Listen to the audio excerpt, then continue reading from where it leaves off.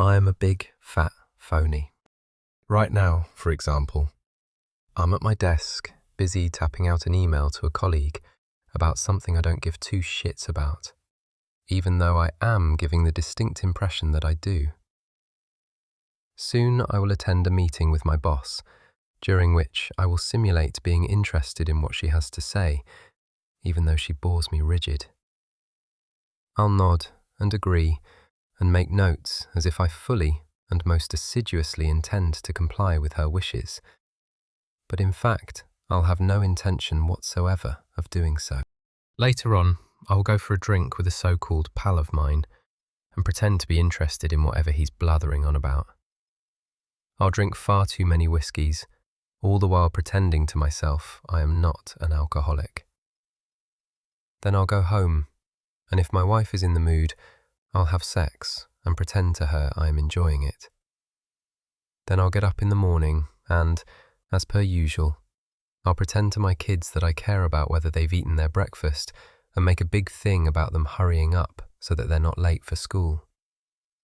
In reality, I couldn't care less whether they're late for school, or even if they go at all. On the weekend, I'll take my son to a football match and pretend to the other dads that I'm interested in the game. I'll make small talk with them about guys' stuff, pretending that I'm one of those dads who's adept at small talk, even though in reality, I am hopeless at small talk. Despise it, in fact, especially about guys' stuff. What even is guys' stuff anyway? Then I'll go home and pretend to be interested in my news feed for a while, even though there is nothing that I find more boring than the news. In a state of torpor, which I will cunningly disguise behind a veneer of bonhomie, I will more than likely suggest we, the family that is, go for a walk. I hate walking for the sake of walking, but I'll make out like it's the best thing in the world. My kids will moan about us going too far, or my wife will complain that I am walking too fast, or the dog will shit somewhere it's not supposed to shit. All of which I will laugh off, as if I am the most easygoing person that ever walked the planet, when the truth is, I will be seething, absolutely seething with rage. Later on, I'll watch a movie with the family and go through the motions of appearing to be absorbed, but in fact, I'll be counting the minutes for it to end. Once it's over, finally, I'll suggest to the kids it's bedtime. I don't actually care if they go to bed, but my wife is a stickler for their so-called routine, so I pretend that I am too. My kids will complain vociferously and deploy delaying tactics, and I will feign getting angry, and then I'll bribe them with a bedtime story. Suffice to say, I'll make out as if nothing gives me greater pleasure than the act of reading a bedtime story to my transfixed kids. But it will be as much as I can do to even finish the thing, which, like every other goddamn bedtime story, will be so generic and so laden with indoctrinating maxims that it will almost certainly make me want to vomit violently. I will not vomit violently, of course, because I mean that in the metaphorical sense. Once the kids are asleep, I'll go and sneak a few shots from one of the bottles I've secreted around the house, pretending to myself that these bottles are not hidden to avoid detection by my wife. They're merely placed in tactical locations to make the consumption of the odd shot, here or there, more convenient. Then I'll go and watch some more TV with my wife, who will ask me inane questions about whatever we're watching, and I will answer with the utmost patience and civility, even though I am thinking literally the whole time, stop with the fucking inane questions. Why can't you just watch the program like a normal person? My wife will go to bed and ask me if I'm coming up, and I'll pretend not to have heard her. Then she'll ask me again, and I'll say, I'll be up in a bit, although I won't be. Of that you can be quite sure. What I will be doing, as soon as I can hear the house reverberating with my wife snoring, is having myself some more shots, probably about 5, then hot-footing it into town. I'll take a cab for this purpose, The driver will almost certainly witter on about something, and I will give the impression that I am interested, even though I will be secretly wishing he was a deaf mute. I'll get dropped off at the club by the burger joint. I'll buy the largest burger with all the trimmings and eat it whilst telling myself I am not fat on repeat. I'll probably spill sauce on my shirt and think, fuck it, who cares? Even though I will be disgusted at my slovenliness, appalled to the very marrow of my being. I'll then enter the club, having jumped the queue by bribing the doorman. Bribery is no big deal, I'll tell myself. Everyone does it. But I'll be thinking, bribery is probably the single biggest cause of the present-day anomie that pervades society through and through. I'll go straight to the dance floor and rave as if I were 20 years younger than I actually am. I'll be like, raving is a form of self-expression, and it matters not one jot how old one is, even though I'll be feeling distinctly self-conscious in front of all the teenagers who are eyeing me suspiciously. I'll probably get chest pains at some point, because that's what happens these days when I exert myself. I'll ignore the inner voice warning me I am about to suffer a massive stroke or an even more massive heart attack, and blithely carry on doing the rave moves that are my stock in trade. If I'm lucky, or not, as the case may be, I won't have a stroke or a heart attack. The lights will come on and the music will stop, and the teenagers will be frightened at the haggardness of my visage. I'll run out of the club immediately, get the hell away from those judgmental fuckers. I'll find a bar that's still open, slam some shots, more than likely get into a conversation with some drunk. The drunk will be bleating on about the country going to the dogs, about how it's being overrun by foreigners who are taking all our jobs, sponging off our benefits system, etc. I'll nod and very much make as if I concur with the drunk, but in fact, I'll be thinking immigration is, as far as I can tell, great for the economic and cultural vitality of this so-called nation of ours. I'll be thinking, bilious, ignorant people like you ought to be lined up and shot, preferably in the genitals. I'll knock back a few more, and then I'll visit a brothel. I'll tell myself it doesn't count as cheating on my wife, technically. I'll pick out a buxom blonde and go up to her room, which will smell of sweat and semen and stale smoke. She'll take her clothes off, and I will be thinking, please, please cooperate. But my penis won't cooperate. It will be as flaccid as a piece of string, and I'll have to apologize to the hooker, explain it's not her, it's me, which, I will think to myself, is a rare example of the truth and my mouth connecting. I'll ponder that as I am walking the streets. Shadowy figures will approach me, asking me if I want this or that. I'll wave them away dismissively, but eventually I'll succumb to their entreaties and wind up in some drug den chugging on a crack pipe. My brain will go haywire, and although I will remain conscious, I'll have no memory of whatever I do next when I wake up in my bed. The alarm will be tasering me, and I'll be flailing and shit. My wife will say, "Turn the fucking thing off, will you?" I'll meekly comply, even though I'll be thinking, why can't you do it, you lazy, controlling bitch? I'll immediately berate myself for having this unwholesome thought, even though deep down I know that my wife is a lazy, controlling bitch, and that if I had any balls, I'd leave her. I'll turn the alarm off, sighing plaintively. I'll get into my crumpled suit, look at myself in the mirror, and think, oh my God. Cut to me, back at my desk, typing the email I referred to in the first sentence of this shambolic short story. I delete the email and start again. I write something cryptic, a dark undertones kind of thing, with hints of incipient madness. I deliberate with myself for a moment, but then I think, fuck it, and I press send. Suck on that, I think to myself. I attend the one-to-one with my boss, and she does that thing where she cuts me off as I'm speaking, asks me to get to the point. I make the point as succinctly as I can. She shakes her head, tells me she's not interested in the point I'm making, in so many words, that she's too busy for such trifles, intimated by a facial gesture. I say, hold on a goddamn minute. What makes you think you can speak to me in such a derogatory fashion, huh? My boss looks visibly shocked by my gross insubordination. Good, I think. I proceed to explain to her that she bores the fuck out of me continuously with her inanities, but that unlike her, I have the good manners not to appear bored.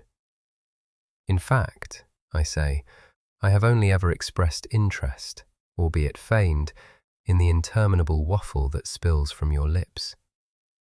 Well, no longer, I say. From now on, I'm calling a spade. Got it? I nearly append bitch to my question, but I manage not to. That would be going too far. My boss's face looks like a milk pudding. Her lips are quivering, and almost certainly she is on the verge of tears. Good, I think. We're done here, I say, and then I swagger out of the meeting room like a pimp or a rapper. You know the trope. I go back to my desk, put my feet up on it, and glare at the sycophants in my team. Fuck you, my glare is saying. It isn't long after that, of course, that the henchmen from HR come to fetch me. They escort me off the premises, and I feel this tremendous surge of relief rising up in me. It's so strong, it shoots out the top of my head and up into the sky. You can't see it because relief is invisible, but it's up there all right, fanning out across the city. I wander around town aimlessly, kill some time. Then I meet my friend for a drink at the pub we always go to at the allotted time each week. No sooner has he taken a sip of his pint, he launches into a full-blown me monologue. I neck my whiskey. I wait for the alcohol to enter my bloodstream, and then I hold a hand up. Stop, I say. Stop the monologue. What do you mean, monologue? My friend says. What I mean, I say, is that you only ever talk at me about yourself. You never ask me how I'm doing, or show any interest in my life. Shit, I'm sorry, my friend says. I really am. How is your life going? He adds. Not great, I say, but I'm making changes. Making changes, says my friend. Yeah, I say, but I don't elucidate. After that, me and my friend have the best conversation we've had in years. Maybe ever. After however many shots of whiskey, which I don't chastise myself for consuming, being an alcoholic is, I've realised, totally fine. I go home. My wife wants to have sex as soon as I step over the threshold. I say I'm sorry, I'm not in the mood. Maybe later. My wife looks upset, and I feel a tenderness towards her, a pang of something I haven't felt for years. I'm really sorry, I say. It's okay, she says, without conviction. The next day I wake up, turn off the alarm clock, and go back to sleep. I am awoken again by my wife. The kids, she says, they'll be late for school, quick. I say it doesn't matter if they're late. What do you mean, it doesn't matter? What I mean, I say, is so what if they're a bit late? In the grand scheme of things, I add. My wife looks at me as if I am a nihilistic nutjob, gets out of bed, rushes downstairs where I can hear her rounding up the troops. Come on, she keeps saying, you'll be late if you don't get a bloody move on. I go back to sleep. It's the weekend now, and I take my son to the football game. It's not a very interesting game, goalless, No discernible pattern to the play, just a bunch of kids running around like headless chickens. So I surf the interweb for a bit on my phone. One of the dads tries to engage me in conversation, but I refuse to talk about DIY projects, cycling, football, meat, or any of the other subjects he proffers. In the end, he gets the message and leaves me alone. I hear him whispering about me to the other dads, who keep on stealing glances in my direction. Again, I get that tremendous rush of relief sensation. It's so palpable and strong that I have to lie down on the side of the pitch. One of the dads comes over and asks me if I am all right. Never better, I say. I go home with my kid in tow. I'm about to scroll through my news feed when the thought occurs to me it's the last thing I want to do. So I turn my phone off. I notice my wife is frowning, so I ask her what's up, and she says, nothing.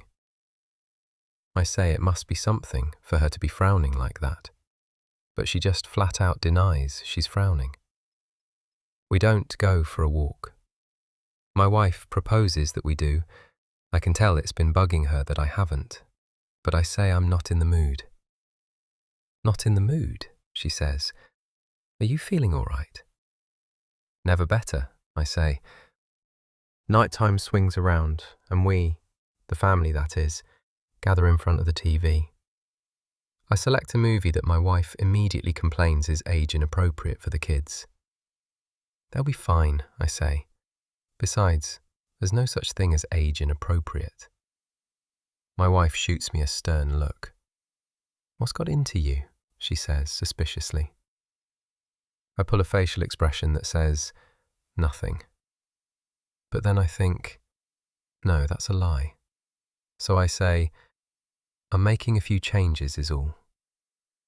What changes? She says. You'll see. My wife harumphs, and we all settle down to watch the movie, which has zero sex in it and hardly any violence, although the characters swear profusely throughout. After the movie, I make no attempt to get the kids into bed. My wife gets annoyed. Why aren't you putting the kids to bed? She asks.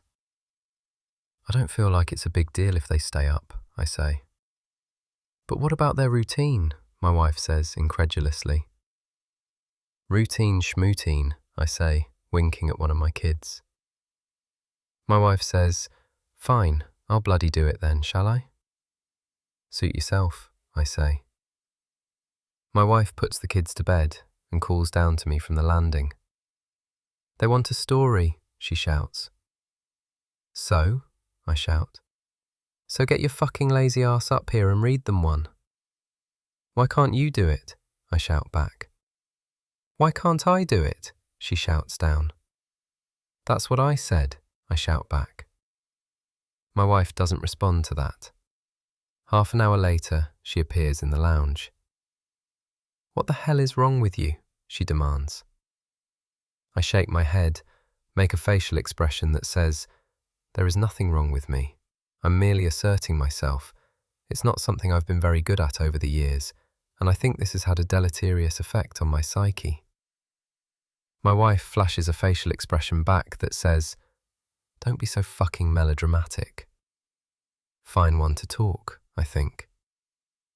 My wife sits down on the plush armchair and points the remote at the TV, selects a crime drama. I hate crime dramas, but I give it 5 minutes to see if this one will break the mould. It doesn't. In fact, it's about as generic as they get. It's not my cup of tea, I say. I think I'll head out. Head out, says my wife. Now? Now, I confirm. Where to? She says suspiciously. I was thinking a nightclub. I fancy throwing some shapes. You want to throw some shapes? She says disbelievingly. Actually, yes, I do. What's wrong with that? I say indignantly.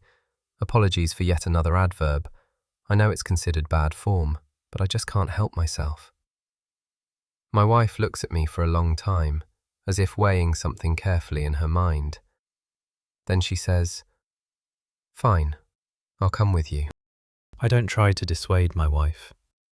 I want her to come with me because, and this comes to me in a fork lightning flash of insight, I love her at the end of the day. I always have done, and as far as I can be certain of anything, I always will. "I love you," I say. My wife flashes me a coy smile, a smile I haven't seen on her face for going on 15 years. Immediately, I feel horny. We have sex, then and there, and I really enjoy it. No faking whatsoever, not even the orgasm. I think my wife does too. "I'm sorry for being a nihilistic nutjob," I say afterwards. "It's okay," she says. "But is it really?"